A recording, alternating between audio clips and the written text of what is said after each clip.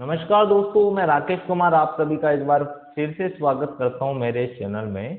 और आज के इस सेशन की शुरुआत करते हैं इन दो मोटिवेशनल लाइनों के साथ कि मुश्किल नहीं है कुछ भी दुनिया में, तू जरा हिम्मत तो कर। क्या कि मुश्किल कुछ भी नहीं है दुनिया में, तू जरा हिम्मत तो कर और सपने बदलेंगे हकीकत में, तू जरा कोशिश तो कर, तू जरा कोशिश तो कर। तो आइए दोस्तों, इन्हीं मोटिवेशनल लाइनों के साथ अपने इस सेशन की शुरुआत करते हैं। और आज हम पढ़ेंगे कक्षा 8 का प्रश्नावली 2.2। दोस्तों, अगर आपने प्रश्नावली 2.1 नहीं देखी है तो सबसे पहले आप जाइए प्लेलिस्ट में जाकर प्रश्नावली 2.1 को देखिए और उसके बाद आप प्रश्नावली 2.2 देखिए, जिससे कि आपको अच्छे से समझ में आएगा। क्योंकि प्रश्नावली 2.1 में मैंने बेसिक चीजें समझा रखी है, उनसे आपका बेसिक कंसेप्ट क्लियर होगा। तो आइए दोस्तों, प्रश्नावली 2.2 का प्रथम प्रश्न देखते हैं क्या कह रहा है। अगर आपको किसी संख्या से 1/2 घटाने और परिणाम को 1/2 से गुणा करने पर 1/8 प्राप्त होता है तो वह संख्या ज्ञात कीजिए। तो दोस्तों, पहले तो मेरे को संख्या पता नहीं है, तो मैंने पहले प्रश्न में मैं उसमें मान रहा हूँ, कोई भी संख्या मान रहा हूँ, x मान लिया। कोई भी चर मान सकते हो, तुम्हारे जैसे a मान लेना, तुम्हारे जैसे तो x मान लेना, y मान लेना, कुछ भी मान लेना। तो माना संख्या संख्या क्या है मेरी, संख्या x है, मैंने मान लिया। ये को किसी आपको किसी संख्या से 1/2 घटाने पर, यानी इस संख्या में से कितना घटाऊं मैं, 1/2 घटाऊं। अब इस संख्या में से 1/2 घटा दूंगा तो कुछ ना कुछ परिणाम आएगा, मेरा कुछ भी मान आएगा। अब फिर उसको क्या करना है, उसको 1/2 से गुणा करना है। तो मान कितना आना चाहिए मेरा, 1/8 आना चाहिए। तो ये एक मेरा समीकरण बन गया और इस समीकरण को हल करता हूँ और x का मान निकालता हूँ।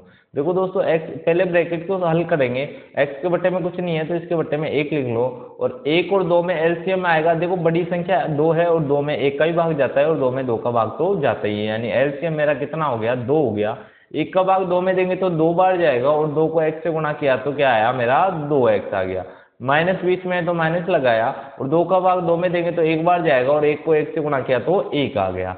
अब इसको ब्रैकेट गुणा करना है 1/2 से और बराबर क्या है मेरा, 1/8। अब दोस्तों ब्रैकेट को खोलेंगे, ब्रैकेट हटाएंगे तो इसको गुणा करना है। ऊपर वाली संख्या को गुणा करो, नीचे वाली संख्या को गुणा करो। जब 2x - 1 को 1 से गुणा करते हैं तो यही आएगा और 2 को 2 से गुणा करेंगे तो कितना आएगा मेरा, 4 आएगा। बराबर में कितना है मेरा, 1/8 है। तो देखो दोस्तों, अब क्या करना है, अब देखो चर और अचर को एक तरफ लूंगा। पहले तो मैंने ये 2x - 1 बराबर इस 4 को इधर गुणा किया मैंने, तो ये आ गया मेरा 4/8। और 4/8 को क्या लिख सकता हूँ मैं, 4 का भाग ऊपर दिया 1 बार आया, 4 का भाग इसके नीचे दिया तो 4 का भाग 8 में देंगे तो 2 बार जाएगा। यानी 2x - 1 का मान क्या आया मेरा, 1/2। यानी 2x का मान निकालूं तो मैं क्या होगा, 1/2। और ये माइनस का इधर आते क्या होगा, प्लस का हो जाएगा और इसके बट्टे में 1 लगाऊंगा। फिर वो उसी तरीके से मैंने एलसीएम लिया, 2 का भाग 2 में दिया तो 1 बार आया और 1 को 1 से गुणा किया तो 1 आया। प्लस 1 का भाग 2 में दिया तो 2 आ गया और 2 को 1 से गुणा किया तो 2 आ गया। तो इस प्रकार ये आ गया मेरा 2x बराबर 1 + 2/2। देखो 2x बराबर क्या लिखूंगा मैं, 1 + 2 कितना हो गया मेरा, 3 हो गया और बट्टे में कितना आ गया, 2 आ गया। अब इस प्रकार x का मान निकालना है तो 3 बट्टे में 2 था और इसको 2 को इधर भेजेंगे अपन, तो ये गुणा करके 1/2। अब ऊपर वाली संख्या को गुणा किया, नीचे वाली को, 3 को 1 से गुणा किया तो 3 आया और 2 को 2 से गुणा किया तो 4 आया। इस प्रकार x का मान आ गया मेरा 3/4। देखो दोस्तों, x क्या माना था मैंने, x वो संख्या मानी थी, यानी वो संख्या कौन सी है, 3/4 है। अब देखो इसको उत्तर की जांच भी कर सकते हैं, मतलब इस संख्या मतलब 3/4 में से कितना घटाऊं, 1/2 घटाऊं और उसको गुणा करूं 1/2 से, तो उत्तर कितना आना चाहिए मेरा, 1/8 आना चाहिए। चेक करते ही 1/8 आता है क्या, एलसीएम लिया मैंने, 4 आया। 4 का भाग 4 में दिया तो 1 बार जाएगा और 1 को 3 से गुणा किया तो 3 आया। माइनस 2 का भाग 4 में देंगे तो 2 बार आएगा और 2 को 1 से गुणा किया तो 2 आ गया और ये ब्रैकेट में था तो इसको ब्रैकेट में लगाया और गुणा 1/2। 3 में से 2 गया तो 1 आ गया और बट्टे में 4 है, गुणा 1/2। यानी ऊपर वाली संख्या को गुणा किया, नीचे वाली संख्या को, तो 1/8 आ गया। इस प्रकार अपन ने अपने उत्तर की जांच कर ली। देखो दोस्तों, अब प्रश्न नंबर 2 है। प्रश्न नंबर 2 क्या कह रहा है, एक आयताकार तरंग ताल की लंबाई उसकी चौड़ाई से 2 गुने है। तो 2 गुने से 2 मीटर अधिक है, 2 गुना नहीं है, 2 गुने से भी 2 मीटर अधिक है। और यदि इसका परिमाप 154 मीटर है तो इसकी लंबाई और चौड़ाई ज्ञात करना है। तो देखो क्या करना है, पहले अपन को इस प्रश्न को समझना है और उसका समीकरण बनाना है।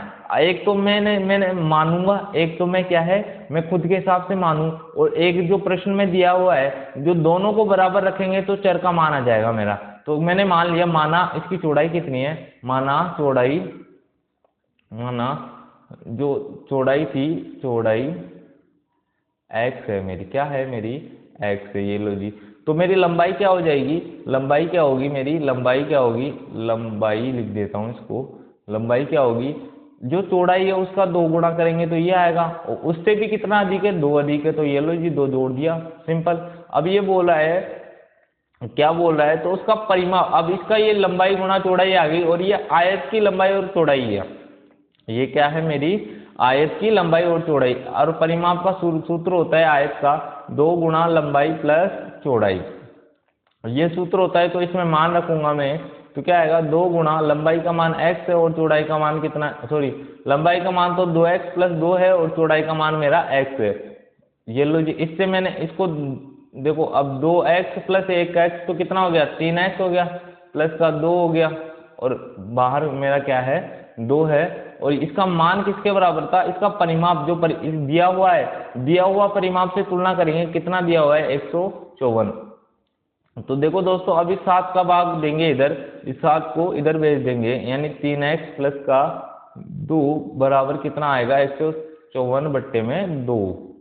तो 15 में देंगे तो 7 बार जाएगा 14 तक, फिर 1 बच जाएगा, 1 और 4 14 हो जाएगा, 14 में फिर देंगे तो फिर कितने बार जाएगा, 7 बार सॉरी दोस्तों।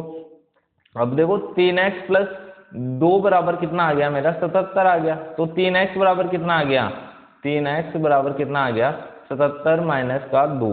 तो 3x बराबर कितना आ गया, 77 माइनस 2 यानी 75 आ गया, और x का मान कितना आएगा, 75 बट्टे 3 आएगा, और 75 में 3 का भाग देंगे तो कितना आ जाएगा मेरा, 25 आ जाएगा। तो देखो दोस्तों, ये तो मेरा x का मान आया है, मतलब x तो क्या थी मेरी, ये तो मेरी चौड़ाई आई है, ये तो मेरी चौड़ाई आई है। और लंबाई निकालने के लिए मैं क्या करूँ, 2 गुणा x की जगह 25 रखूँ, प्लस क्या करूँ, 2 कर दूँ, और 2 गुणा 25 करेंगे तो 50 हो जाएगा, और 50 में 2 जोड़ेंगे तो कितना हो जाएगा मेरा, 52 हो जाएगा। तो इस प्रकार दोस्तों अपन ने देख लिया, लंबाई अपनी 25, लंबाई तो अपनी 52 आ गई, और चौड़ाई कितनी आ गई अपनी, 25 आ गई। तो इस प्रकार अपना प्रश्न 2 हल हो गए। अब प्रश्न नंबर 3 देखते हैं अपन, प्रश्न नंबर 3 क्या कह रहा है, सॉरी दोस्तों, प्रश्न नंबर 3 देखना है अपन को। प्रश्न नंबर 3 में क्या बोला है कि एक समद्विबाहु त्रिभुज का आधार 4/3 सेंटीमीटर तथा उसका परिमाप 4 सही 2/15 सेंटीमीटर है, और उसकी 2 बराबर भुजाओं की माप ज्ञात कीजिए। तो देखो दोस्तों, पहले देखते हैं अपन समद्विबाहु त्रिभुज होता क्या है। ये लो जी, मैंने एक समद्विबाहु त्रिभुज बना दिया, मतलब इसमें 2 भुजाएं तो मेरी क्या है, होगी, बराबर होगी, और एक भुजा क्या होगी, अलग होगी। अगर तीनों ही भुजाएं बराबर होती तो वो तो समबाहु त्रिभुज होता था, मतलब ये भुजा मेरी a है तो ये भी भुजा क्या होगी, मेरी a होगी, और इसको मैंने क्या मान लिया, b मान लिया। अब देखो दोस्तों, पहले क्या करते हैं, परिमाप कैसे निकालते हैं, तीनों भुजाओं का योग ही मेरा परिमाप होगा, यानी एक भुजा a है और दूसरी भुजा भी क्या है, मेरी a है, और तीसरी भुजा क्या है, मेरी b है। तो इनका परिमाप यानी इनका योग वो मेरे को दिया है, कितना है, 4 सही 2/15। अब देखो ये क्या होगा, अब देखो a और a ये तो दोनों सेम ही है, तो ये तो 2a हो जाएगी, प्लस का b बराबर, अब इसको क्या लिख सकता हूँ, 15 को 4 से गुणा करेंगे तो 15 चौक 60 हो जाएगा, 60 में 2 जोड़ेंगे तो कितना हो जाएगा, 62 हो जाएगा, यानी ये हो गया 62/15। अब देखो इसमें एक और चीज दी गई है, त्रिभुज का आधार दिया गया है, मतलब जो बराबर भुजा नहीं है उसकी वैल्यू दी गई है।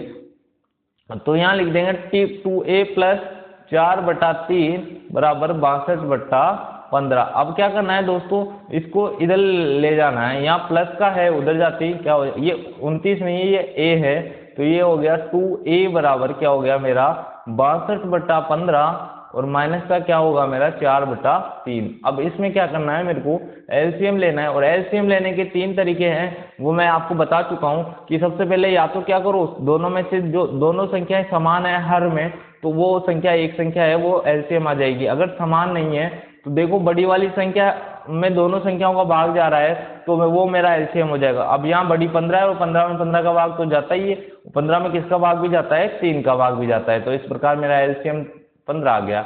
अगर यहाँ फिर भी नहीं आता भाई, दो बड़ी संख्या में भी दोनों का भाग नहीं जाए, तो फिर क्या होता है, अंतिम ऑप्शन अपने पास दोनों को गुणा करके और नीचे लिख दो, वही मेरा क्या होगा, एलसीएम होगा। और 15 का भाग 15 में देंगे तो एक बार जाएगा, और एक को 62 से गुणा किया तो 62 ही आएगा, माइनस 3 का भाग 15 में देंगे तो कितना आएगा, 5 आएगा, और 5 को 4 से गुणा किया तो 20 आ गया। ये आ गया मेरा। अब देखो 62 में से 20 गए तो 42 बचे, 42/15। ये तो किसका मान आया, 2a का मान आया, जो बराबर दोनों भुजाएं हैं उनका योग आया ये तो। अब एक भुजा का मान निकालना है मेरे को, तो 42/15 गुणा 1/2 हो जाएगा। अब देखो बीच में यहाँ गुणा का निशान लगाया तो ऊपर नीचे वाली संख्याएं कट सकती है। इसका भाग 2 का भाग 2 में देंगे तो एक बार जाएगा, और 2 का भाग 42 में देंगे तो 21 आएगा। अब 21 और 15 में भी कितना जा रहा है, 21 में 3 का भाग देंगे तो 7 आ जाएगा, और 15 में 3 का भाग देंगे तो 5 आ जाएगा, यानी कितना आ गया ये 7/5। ये अपना एक संख्या मतलब एक भुजा की लंबाई आ गई। इस प्रकार देखते हैं दोस्तों, एक बराबर भुजाओं की माप पूछा था, तो एक भुजा की 7/5 है, तो दूसरी भी 7/5 ही आएगी। इस प्रकार दोस्तों अपन देखते हैं प्रश्न नंबर 4, और प्रश्न नंबर 4 क्या कह रहा है, दो संख्याओं का योग 95 है। यदि एक संख्या दूसरी से, तो मैं मान लिया, मैंने माना क्या बोल रहा है, देखो उनका योग 95 होना चाहिए, योग तो कितना होना चाहिए, 95 होना चाहिए, और एक संख्या दूसरी से 15 अधिक है। माना प्रथम संख्या, या प्रथम, या देखो माना मैंने एक संख्या मान लिया मैंने x, या फिर है ना x मान लिया। देखो इसमें है ना ऐसे कंफ्यूज नहीं होने वाली बात की एक संख्या दूसरी से अधिक है, 15 अधिक है, या तो तुम ऐसे कंफ्यूज हो तो इसको ऐसे मान लो भाई, दूसरी संख्या मान लो, दूसरी संख्या, इसको ऐसे मान लो, दूसरी संख्या, कंफ्यूज होगे तो ऐसे मान लो, दूसरी संख्या x है मेरी, दूसरी संख्या क्या है मेरी, x है। तो पहली संख्या क्या होगी, दूसरी से 15 अधिक है, मतलब देखो पहली संख्या क्या हो जाएगी मेरी, दूसरी जो है ना, दूसरी संख्या मान ली मैंने, तो पहली संख्या क्या आ जाएगी मेरी, पहली संख्या जो दूसरी संख्या थी उसी में कितना जोड़ना है, 15 जोड़ना है, तो ये मेरी क्या हो जाएगी, पहली संख्या हो जाएगी, 15 जोड़ना है, 5 नहीं जोड़ना, 15 जोड़ना है। दूसरी संख्या मैंने मान ली, ये मैंने क्या मान ली, दूसरी संख्या मान ली, तो पहली संख्या आ गई मेरी। अब क्या कह रहा है मेरे को ये कि उनका योग कितना हो रहा है, 95 हो रहा है, योग कितना हो रहा है 95, यानी x प्लस 15 करेंगे तो कितना आना चाहिए मेरा, 95 आना चाहिए। तो x प्लस x को जोड़ेंगे तो कितना होगा, 2x हो जाएगा, प्लस का 15 है, बराबर में क्या होगा मेरा 95 होगा। अब ये 15 इधर प्लस का है और इधर जाते क्या हो जाएगा, माइनस का हो जाएगा, यानी 2x बराबर होगा 95 माइनस का 15 हो जाएगा, और 2x बराबर कितना होगा मेरा 80 हो जाएगा, और x बराबर क्या होगा मेरा 80/2 होगा, और 80 में 2 का भाग देंगे तो कितना हो जाएगा 40 हो जाएगा। अब ये कह रहा है एक संख्या, जो दूसरी वाली संख्या तो आ गई मेरी 40, दूसरी वाली संख्या तो क्या आ गई मेरी, मैंने x दूसरी वाली संख्या माना था, तो पहली वाली संख्या कितनी थी, 40 से 15 अधिक मतलब 50 और 55 हो गई, ये कितना हो गई 55, और इन दोनों को जोड़ोगे ना तो कितना आएगा 95, इनका योग भी दे रखा है 95। अब देखते हैं प्रश्न नंबर अपन 5। प्रश्न नंबर 5 क्या कह रहा है, दो संख्याओं में अनुपात 5:3 है, उनमें अंतर 18 है, तो संख्याएं ज्ञात कीजिए। अब देखो मैं इसमें ना ये प्रश्न नंबर 5 को हल कर रहा हूँ, दो संख्याओं का अनुपात, तो मैं मान लिया, क्या मानना है, जो इसके साथ x गुणा करके लिख दो और इसके साथ भी x गुणा करके लिख दो। माना प्रथम संख्या कितनी है मेरी 5x है, प्रथम संख्या बराबर कितनी होगी मेरी 5x होगी, और दूसरी संख्या मेरी क्या होगी, दूसरी संख्या इसी प्रकार दूसरी संख्या होगी, दूसरी संख्या कितनी होगी मेरी, पहली तो 5 मान ली, तो दूसरी कितनी हो जाएगी 3x हो जाएगी।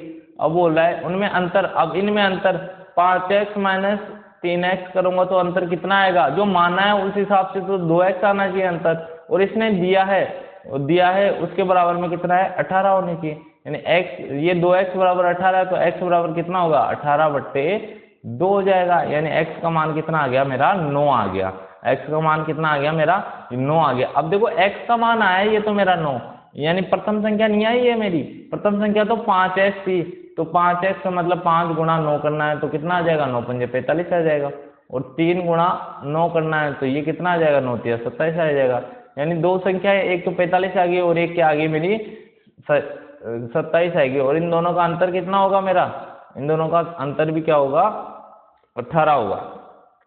ठीक है, अब देखो प्रश्न नंबर 6 क्या बोला है, प्रश्न नंबर 6 को अपन हल करते हैं। 3 लगातार पूर्णांकों का योग 51 है। अब देखो दोस्तों, पूर्णांक क्या होते हैं, लगातार क्या होते हैं, जैसे 3 आ गया, 3 के बाद तो 4 ही आएगा, फिर 4 के बाद तो 5 ही आएगा। पूर्णांक पूछा है तो 5 के बाद 6, 6 के बाद 7, ये पूर्णांक है। अगर ये परिमेय पूछता तो 3 और 4 के बीच में तो अनंत परिमेय संख्या है, और इन दोनों के दो अंकों के बीच में तो, दो पूर्णांकों के बीच में अनंत परिमेय संख्या होती है। अब देखो, सॉरी, मैंने क्या माना, 3 लगातार पूर्णांक, मैंने पहले माना प्रथम पूर्णांक क्या है मेरा, माना प्रथम पूर्णांक क्या है मेरा, x है। प्रथम पूर्णांक क्या है मेरा, x है। देखो दोस्तों, अब एक पूर्णांक मेरा 3 था, आगे वाला पूर्णांक कब आया, जब इसमें क्या जोड़ा, 1 जोड़ा, तो 4 आ गया। अब 4 आगे, और 4 के आगे वाला पूर्णांक कब आया, जब उसमें क्या जोड़ा, 1 जोड़ा। तो इस प्रकार ये प्रथम पूर्णांक हो गया। तो द्वितीय पूर्णांक क्या हो जाएगा, द्वितीय पूर्णांक हो जाएगा, द्वितीय पूर्णांक, इसमें क्या जोड़ूंगा मैं, x + 1 हो जाएगा। और तृतीय पूर्णांक क्या हो जाएगा, तृतीय पूर्णांक क्या हो जाएगा मेरा, x + 1 + 1, यानी इसको मैं लिख सकता हूँ x + 2 भी लिख सकता हूँ। ठीक है, अब क्या बोला है इसने, तीनों पूर्णांकों का योग 51 है, यानी इन सबको जोड़े, यानी x, पहला पूर्णांक तो x है, दूसरा है x + 1, और तीसरा है +x + 2, इनका योग कितना होना चाहिए, क्या होना चाहिए। अब चर को जोड़ो, अचर को जोड़ो, x 2x और 2x कितना हो गया, 3x हो गया, प्लस 1 + 2 जोड़ेंगे तो 3 हो जाएगा, बराबर में कितना आएगा, 51 आ गया। अब देखो, इस 3 को इधर ले जाएंगे तो ये माइनस का हो जाएगा, यानी 3x बराबर क्या हो जाएगा, 51 माइनस 3 बराबर कितना हो गया, 48 हो गया। यानी 3x बराबर तो 48 आ गया, तो x बराबर कितना आ गया, 48/3 आ गया। तो x का मान कितना आ गया, 16 आ गया। यानी x का मान कितना आया मेरा, 16 आया। यानी पहली संख्या तो मेरी 16 हो जाएगी, पहला तो 16 हो गया, दूसरा 1 जोड़ा तो 17 हो गया, और तीसरा कितना हो जाएगा, 18। इन तीनों, अब तीनों को जोड़ोगे ना, तीनों का योग कितना आएगा, 51 आएगा। देखो, जोड़ के देख लो, 7 और 6 13, 13 और 8 21, 21 का 1 हासिल का 2, 1 1 2 और 3 और 2 कितना हो गया, 5, 51 आ गया। ठीक है, इसी प्रकार अपन प्रश्न नंबर 9 को हल करते हैं दोस्तों, सॉरी प्रश्न नंबर 7 को। 8 के 3 लगातार गुणजों का योग 888 है, मतलब 8 का एक गुणज है मेरा 8x। देखो मैं इसमें लिख लेता हूँ, माना, देखो हर चीज को लिखना है आपको, तभी आपके नंबर बनेंगे एग्जाम में। अगर आप लिखोगे नहीं, आप बस ऐसे डायरेक्ट ही करोगे, तो आपको उसके नंबर नहीं मिलेंगे। आपको चाहे कितना ही आता हो, आपको एग्जामिनर को बताना है कि मेरे को ये वाली चीज आती है और मैं इसको अच्छे तरीके से एक्सप्लेन कर सकता हूँ। ठीक है, एग्जामिनर तभी नंबर देगा दोस्तों। तो देखो, माना प्रथम गुणज, भाई प्रथम 8 का गुणज कितना होगा, 8x मान लिया। प्रथम गुणज तो क्या है मेरा, 8x, और द्वितीय गुणज क्या होगा, द्वितीय गुणज। अब देखो, इस 8x में जब 8 जोड़ दूंगा, 8x में कितना जोड़ू, 8 जोड़ूंगा तो द्वितीय गुणज आ जाएगा। जैसे मान लो ये 16 था, अब ये 16 में मैं 8 जोड़ दिया तो कितना हो गया, 24 हो गया। यानी पहला गुणज ये 16 था, तो दूसरा कितना हो गया, 24 हो गया। ठीक है, इसी प्रकार देखो, अब तृतीय निकालना है, तो तृतीय क्या निकालोगे, तृतीय, जैसे ये क्या है ना भाई, 1 + 1 + 1, वैसे ये करना है। तृतीय गुणज बराबर क्या होगा, 8x + 8, और फिर उसमें भी क्या जोड़ना है, 8 जोड़ना है। भाई यहाँ तक तो दूसरी वाली संख्या ही थी, और उसमें 8 जोड़ा तो ये हो गया। इसको मैं ऐसे भी लिख सकता हूँ, 8x + 16। अब देखो, अब इन तीनों का योग दे रखा है, इन तीनों गुणजों का योग दे रखा है, मतलब 8x + 8x + 8 और +8x + 16, इसका मान दे रखा है मेरे को, कितना, इसका मान दिया। देखो दोस्तों, इसको मैं मिटा लेता हूँ, इधर आपको समझ में नहीं आएगा, इसको यहाँ से थोड़ा सा मिटा लेते हैं, इसको, ये अपना प्रश्न हल हो जाएगा फिर। देखो अब क्या करना है, इसको इधर लिख लेते हैं अब अच्छे से, यहाँ लिख लेते हैं 8x + 8x + 8 और +8x + 16 बराबर कितना है, 8 8 8, यानी 888। अब देखो, चर को जोड़ो, 8x 8x 16x 16x 8x 24x हो गया। प्लस ये देखो इसको जोड़ो, 16 और 8 कितना हो गया, 24 हो गया, बराबर कितना है मेरा 888 है। अब 24 से x का मान निकालना है दोस्तों, तो 888 में से क्या घटाओ, 24 घटा दो।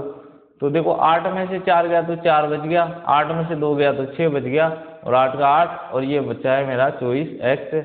तो x का मान कितना आएगा मेरा 864/24। अब देखो इसको डायरेक्ट अगर 24 का भाग नहीं दे पाओ तो ऐसे छोटे छोटे टुकड़ों में तोड़ के कर लो भाई। 2 का भाग दिया, 2 का भाग फिर नीचे दिया, 2 का भाग दिया तो 4, 3 और 2 बार चले गया ऊपर, तो अब 2 का भाग नीचे दिया तो 12 बार गया, फिर 2 का भाग दे दिया, 2 16 आ गया, अब फिर वो नीचे दिया तो 6 आ गया। अब देखो इस 6 का भाग इसमें देखो 6 3 18 हो गया, और इधर देंगे तो 6 3 36 हो गया। ये लो जी 36 बार चलेगा। ऐसे छोटे टुकड़ों में तोड़ के इसलिए किया है कि बड़े टुकड़ों में अगर समझ नहीं आया तो छोटे से कर लो। अब देखो 3 गुणज की बात थी, यानी पहला गुणज तो मेरा क्या है 36 है, पहला तो क्या है 36 है, और दूसरा क्या होगा 8। पहला गुणज तो क्या होगा, x का मान आया मेरा पहला, सॉरी 36 मेरा पहला गुणज ही नहीं है, पहला गुणज तो क्या, पहला गुणज में जब 8 से गुणा करूंगा तब निकलेगा। ये तो 8 तो ये 36 तो क्या है मेरा, इसको दोस्तों एक बार मिटा लेता हूं मैं। पहला ये 8 तो क्या है मेरा, 8 तो मेरा देखो 36 तो मेरा क्या है, 36 तो मेरा क्या है x का मान है, और पहला गुणज क्या था मेरा 8x था। ये लो 8x निकालना है तो 8 गुणा 36 करना पड़ेगा। 36 किया तो 8 3 48, 4 8 या 24, और 4 कितना हो गया मेरा 88 हो गया। देखो दोस्तों अब क्या होगा, 8 तो ये 8x प्लस का 8 करना है। अब 8x का मान तो मेरे पास ये है तो डायरेक्ट रख देता हूँ 288, और प्लस क्या करना है 8 जोड़ना है, तो कितना हो गया 8 और 8 16 का 6 हासिल का 1, और ये 9 हो गया, और ये 2 हो गया। इसी प्रकार अपन को अब ये 8x प्लस क्या था मेरा 16 था, तो 8x का मान तो मेरे पास है ये 288, और इसमें क्या जोड़ना है 16 जोड़ना है, तो ये क्या हो जाएगा 8 और 6 सॉरी 8 और 6 14 का 4 हासिल का 1 हो गया मेरा, तो 8 9 और 1 था जो 0 हो गया, हासिल का 1 बच गया, ये हो गया 304। अब इनको जोड़ोगे ना तब 8 और 6 14 का 14 और 8 कितना होगा 8, हासिल का 1 आ गया मेरा, ठीक है, और 8 और 9 17, 17 और 1 18, हासिल का 1 आ गया, और 2 2 4, 4 और 3 7 और 1 8, तो इनका योग आ गया ना मेरा, यानी मतलब ये में क्या है मेरा उत्तर सही है। देखो इस प्रकार अपन आप है ना अपने उत्तर की जांच भी कर सकते हो। देखते हैं अब आगे का प्रश्न नंबर 8, प्रश्न नंबर 8 देखते हैं क्या कह रहा है। 3 लगातार पूर्णांक बढ़ते क्रम में उन्हें क्रमशः 2 3 4 से गुणा कर योग करने पर योगफल 74 प्राप्त होता है, तो 3 पूर्णांक ज्ञात कीजिए। तो देखो दोस्तों जो पहले प्रश्न किया है लगातार पूर्णांक, उस हिसाब से क्या करते हैं अपन ने माना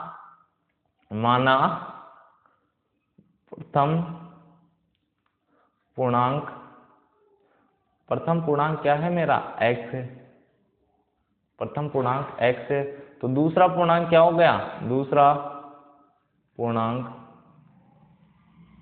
क्या हुआ मेरा x प्लस 1, और तीसरा पूर्णांक क्या हुआ मेरा क्रम से निकालना है, तो तीसरा पूर्णांक तो जब क्रम से जब आएगा जब उसमें एक एक जुड़ता जाएगा वही मेरा क्रम से होगा, यानी x प्लस 1 यानी हो गया x प्लस का 2 हो गया, ये तीसरा पूर्णांक हो गया। अब बोल रहा है लेकिन उन्हें मतलब पहले को तो किससे गुणा करना है, प्रथम पूर्णांक को तो 2 से गुणा करना है, यानी 2 से गुणा किया तो ये आ गया मेरा 2x, और बोल रहा है दूसरे पूर्णांक को क्रम से करना है, पहले को 2 से, दूसरे को 3 से, और तीसरे को 4 से, तो इसको दूसरे को 3 से गुणा किया तो ये 3x हो गया, और प्लस का 3 हो गया। इसको देखो यहाँ ब्रैकेट बंद करके और 3 से गुणा करेंगे यहाँ, ठीक है। अब इसी प्रकार ये चौथे को क्या करना है 4 से, तीसरे को क्या करना है 4 से गुणा करना है, तो ये क्या होगा 4x प्लस का कितना हो गया 8 हो गया। अब देखो क्या बोल रहा है, अब तीनों का योग करना है, यानी ये 2x प्लस का 3x प्लस का 3 प्लस का 4x प्लस का 8, इनका मान कितना आ रहा है मेरा 74 आ रहा है, तो ये लो जी इसका मान कितना आ गया 74 आ गया। अब देखो पहले चर को जोड़ लो और अचर को जोड़ लो, 2 और 3 जोड़ा तो 5, 5 और 4 कितने हो गए 5 और 4 मेरा 9 हो गए, ये लो 9 x है तो x लगा दिया, 3 और 8 कितना हो गया 11 हो गया, ये लो जी 11 आ गया, बराबर क्या है मेरा 74। अब देखो चर एक अचर को एक तरफ करूंगा, यानी 11 इधर है तो इधर जाते ही माइनस का हो जाएगा, इधर प्लस का है, 74 माइनस 11 हो गया मेरा। तो 9x बराबर कितना हो गया मेरा, 74, 4 में से 1 गया तो 3 बच गया, और 7 में से 1 गया तो 6 बच गया, यानी x बराबर कितना आ गया मेरा, 63 के बट्टे में क्या आ जाएगा मेरा, 9 आ गया।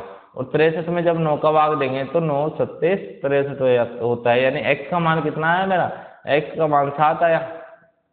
x का मान कितना आया मेरा, x का मान 7 आया, और दूसरे का कितना 8, अगला पूर्णांक 8 आ गया, और फिर कितना आ गया, 9 आ गया। ठीक है, अब इसको गुणा करके देख लेना आपने, वही आएगा। इसको 2 से गुणा करेंगे तो 14 आएगा, और इसको 3 से गुणा करेंगे तो 24 आएगा, और इसको 4 से गुणा करेंगे तो कितना आएगा, 36 आएगा। ये लो जी, और इनको जोड़ के देख लो अब, 6 4 10 14 का 4 हासिल का 1 और 2 3, 3 और 3 6 और 1 7, ये 74 आ गया। इस प्रकार आपने अपने उत्तर की जांच भी कर ली। अब मतलब आप खुद से चेक कर सकते हो कि अपना उत्तर आ रहा है वो सही आ रहा है या नहीं आ रहा। अब देखो प्रश्न नंबर 8 दिया है, राहुल हारून की वर्तमान आयु में अनुपात 5:7 है, 4 वर्ष बाद उनके आयु का योग दिया हुआ है, तो उनकी वर्तमान आयु, तो मैं राहुल की वर्तमान आयु मानूं पहले। राहुल, ये अनुपात वाले होंगे, उसमें कुछ नहीं मानना, उसमें x से गुणा करके मान लो आपको सीधा, आपके जिससे तो x की जगह y भी मान सकते हो। ठीक है, राहुल की वर्तमान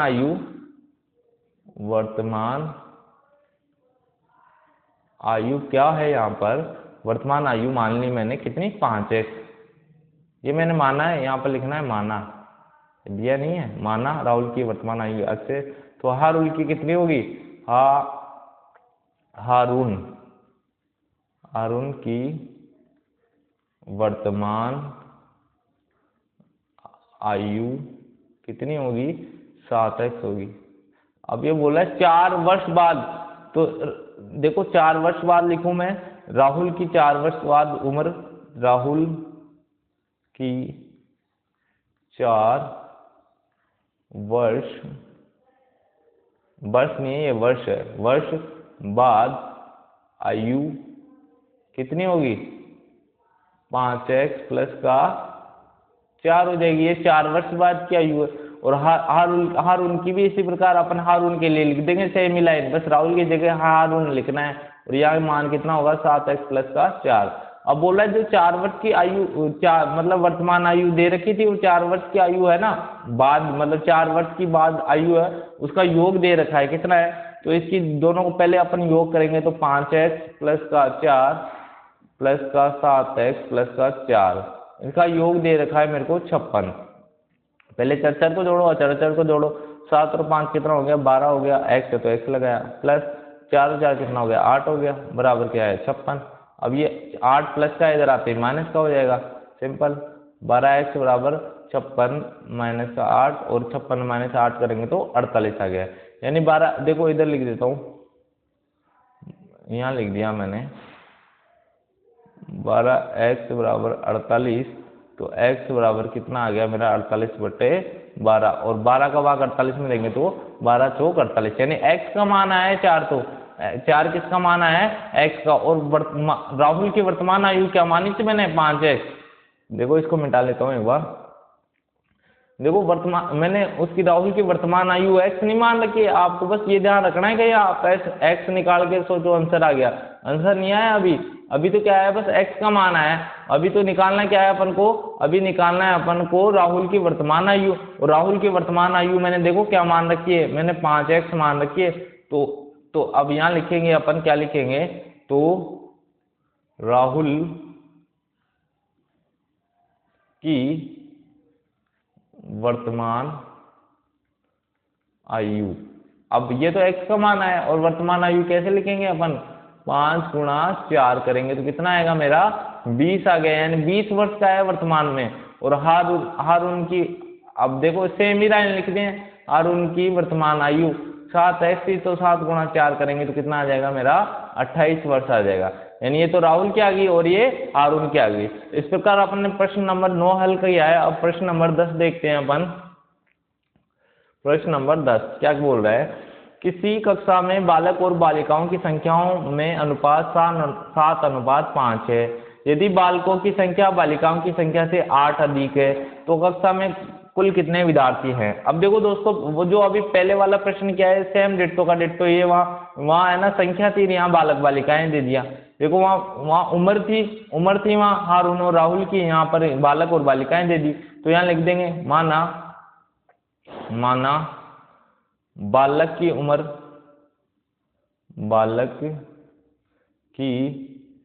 उम्र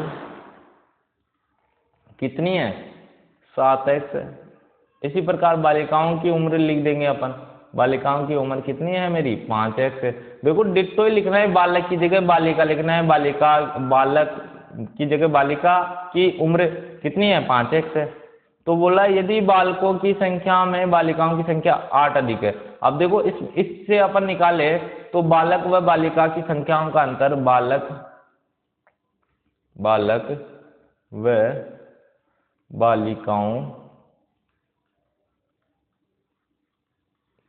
की संख्या का